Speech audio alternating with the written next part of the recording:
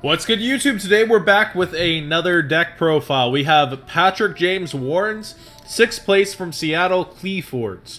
So let's go ahead and get into his tournament report and deck list.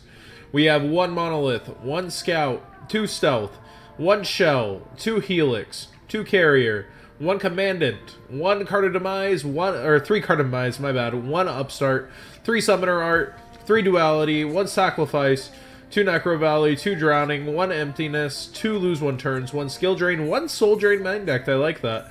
3 Rivalry, 1 Chaos Trap Hole, 3 Solemn Strikes, 1 Dark Bribe, 1 Solemn Warning, and 1 The Huge Revolution is over. We see weird adaptations of people using Twin Twister and just destroying 1 because of this card. In the side deck, we have 2 System Downs, 3 Space Typhoons, 2 Monarch Stormforth, 2 Magic Deflector, 3 Mask Restrict, and 3 Iron Wall. People forget how much utility this deck has with this card. Extra deck, Gaia Drake, 1 Gladiator Beast Asadari, 1 Elemental Hero Neos Knight, 1 Hope Harbinger, 1 Force Focus, 1 Nova Dragon, 1 Infinity, 1 Utopia S39 Prime, 1 Utopia the Lightning, 1 Heartland Draco, 1 Castel, 1 Diamond Direwolf, 1 Abyss Dweller, and 1 Gaga Cowboy. I finished X1-1 with my only loss to PK Fire in the last round. My matches were Cosmo, Monarch, PKBA, Monarch, PKBA, PKBA.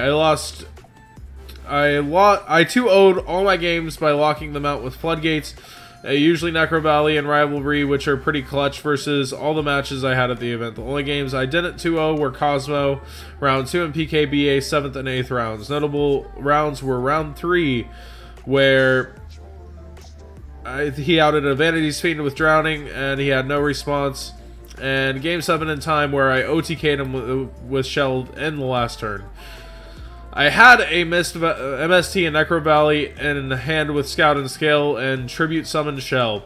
He had 2 back row and Beatrice, a Ragged Gloves, and Silent Boots. I blind MST to set card, and hit a strike when I Pendulum Summoned, then I Pendulum Summoned Helix and Carrier. Then I played Necro Valley in hand and searched Shell with Scout, leaving me at like 1,400 life points or so to his 50-something. I Tribute Summoned Shell, balanced Beatrice, and attacked his 2 monsters with Piercing and Stealth Direct damage for game.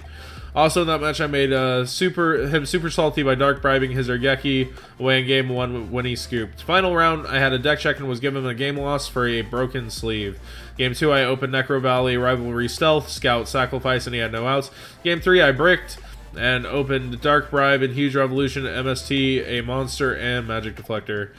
I have to say, all in all, good event. I sided in the Magic Deflectors most games, and nobody ever saw Dark Bribe coming or Huge Revolution. Qliphort Demise is absolutely broken. Necro Valley and Rivalry are really good because your opponents always have to play around it, or they just scoop because they can't do anything. Drowning is the nuts. I got it off 3 or 4 times, and it was devastating every time I got it off. Then I would side them out if they saw them, and they would be trying to play around it. Magic Deflectors were good for all matchups because I hated getting Twin Twistered.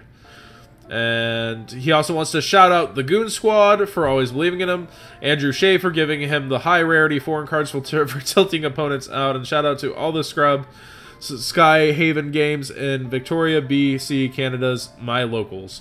So congrats, Patrick James Warren, and good job at the tournament.